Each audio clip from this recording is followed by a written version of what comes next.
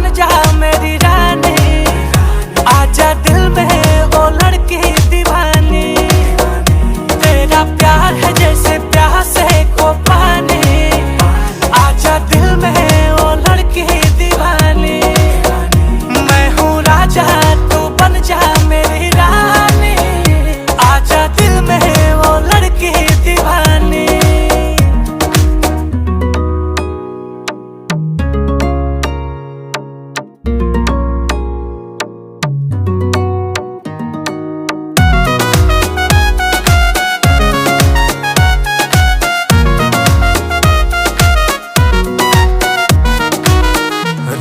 सुहाना तेरा दीवाना, मैं इतना ही काम करूं।